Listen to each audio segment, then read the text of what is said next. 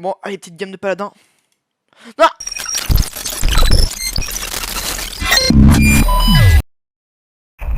The Shadowbrokers. Qui ils sont? C'est un groupe de hackers connus pour avoir dévoilé en 2016 des outils d'espionnage, entre autres de l'Equation Group, une unité de hackers liée à la National Security Agency, la NSA. Déjà, il faut faire un point de définition pour que vous compreniez de quoi je vais vous parler et de ce que c'est un hacker.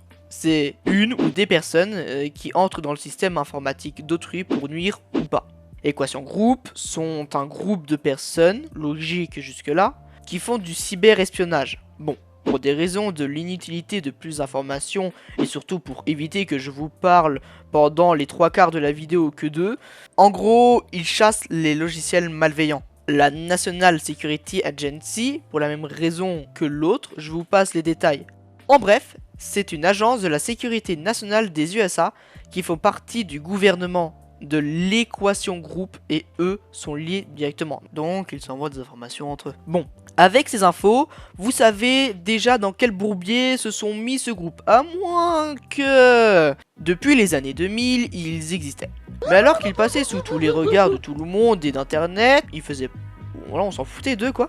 Ils décident tranquillement, le 13 août 2016, ils mettent en libre téléchargement une série de programmes d'espionnage et de piratage informatique qu'ils prétendent avoir dérobé à l'Equation Group. Et prétendent bien, car ils vont réussir à le mettre aux enchères pour 1 million de bitcoins, soit 568 millions de dollars. Petit calcul surprise. Sachant que 1 euro égale à 1,1 dollar et que les cafés coûtent 4,3 euros, on peut déduire qu'ils coûtent 4,73 dollars. Et si on divise la somme astronomique qu'ils ont gagnée par le prix d'un café, ça fait précisément 120 84 566,59 619 cafés. Assez pour faire une overdose. Mais ils sont pas si bêtes et vont sûrement le financer dans du matériel informatique. Oui, je dis bien sûrement car on n'a jamais su de ce qu'ils ont fait de cet argent. Le collectif publie ces données sur Tumblr, GitHub et ils ont médiatisé l'ensemble sur leur compte Twitter. @shadowbrokers avec 2 S à la fin si vous êtes intéressé. Avec une série de tweets s'adressant à de grands journaux et chaînes de télévision américains. Alors que l'Equation Group et la National Security Agency s'en branlent complet du message, le 19 août, le site Intercept se rend compte que ces fichiers sont authentiques. Mais la question qu'on se pose tous c'est qu'est-ce qu'ils ont foutu pendant une semaine? Vu l'importance des dossiers, ça aurait dû être vérifié dans l'heure qui suit. Mais c'est compréhensible, vu que le groupe n'avait jamais fait de vague. Du moins, il ne s'était pas fait cramer, car il se trouve que les fichiers ont été clonés, puis volés par le groupe en 2013, à cause de Edward Snowden, qui est le lanceur d'alerte, qui n'a pas remarqué que des mentions des outils publiés par The Shadowbrokers figurent dans les documents.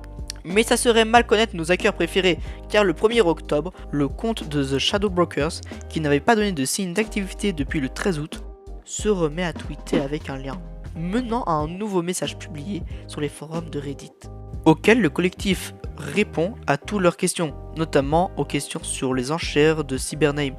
Cependant, aucune allusion n'est faite à Harold T. Martin, un employé d'un sous-traitant de la NSA accusé d'avoir volé un nombre considérable de données, ni aux hypothèses qui en font la source de The Shadowbrokers.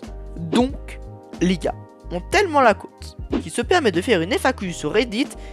À quel moment ils se disent que c'est une bonne idée?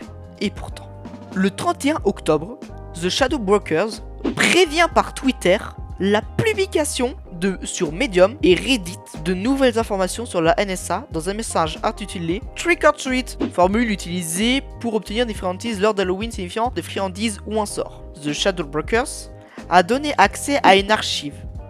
La série de données publiées renferme plusieurs centaines de noms de domaines et d'adresses IP, localisés partout dans le monde qui auraient été piratés par la NSA. Je vous épargne tous les détails répartis sur plus de 12 paragraphes.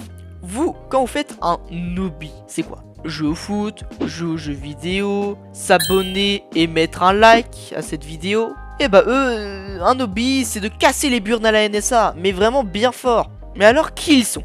Car on a eu une seule piste, et elle s'avérait fausse. Et ça n'arrangera pas, car l'origine, les motivations floues et le contexte particulier dans lequel The Shadowbrokers a fait ses révélations sont introuvables. Mais notre BG d'Edward Snowden, qu'on a vu au début de la vidéo, pense que c'est la Russie derrière tout ça. Mais ça paraît peu probable, car le nom du collectif est une référence à un personnage de la série de jeux vidéo Mass Effect. Il s'agit dans cet univers de science-fiction d'un être extraterrestre à la tête d'une vaste organisation, qui négocie des informations en vendant toujours au plus offrant.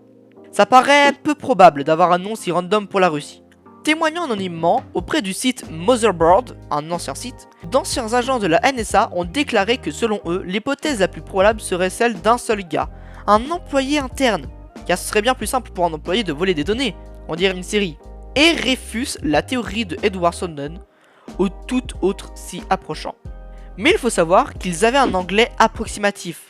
Cependant, pour les enquêteurs, c'est logiquement pour essayer de brouiller les pistes en attirant leur attention vers la Russie. En gros, c'est un stratagème. D'un coup, lors de leur recherche, plusieurs experts émettent l'hypothèse, un lien entre Harold Martin et The Shadow Brokers. Car bon, c'est pas, les gars ont juste besoin d'accuser un gars au pif. Donc ils ont pris un gars qui a accès au dossier top secret et l'accusent. C'était le 5 octobre. Et coup de chance, leur recherche fut gratifiée 15 jours plus tard, soit le 20 octobre.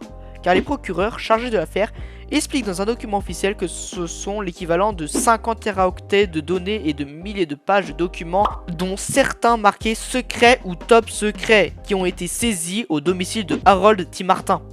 Mais le groupe répond à la demande d'interview du site Motherboard par un court message, démentant les accusations faisant de Al Martin la source des hackers. Malheureusement, plus rien ne fut publié depuis, le groupe resta anonyme et introuvable. On ne saura jamais leur intention, mais si on se concentre sur l'affaire, on remarque qu'ils n'ont jamais paniqué et que toutes les théories construites autour d'eux sont fausses. Et même quand ils répondaient à des questions, personne n'a eu ne serait-ce que la moindre idée sur le pourquoi, du comment, de toutes les questions qu'on a sur eux. On a posé des questions, mais pas les bonnes. Je ne vais pas vous théoriser dessus, même si c'est très frustrant pour certains de ne pas savoir, qui sait. Je pense que c'est la meilleure chose qui a pu se passer, sinon j'aurais pas fait de vidéo sur eux. La seule chose auquel beaucoup de personnes seront d'accord, c'est qu'ils maîtrisaient le terrain et qu'ils n'avaient pas de difficulté contre la NSA. Je les comparerais à un maître du jeu d'un escape game. Je vous remercie d'avoir écouté cette vidéo et n'oubliez pas de vous abonner, de mettre la cloche et de liker la vidéo. Ciao, c'était Mr. K.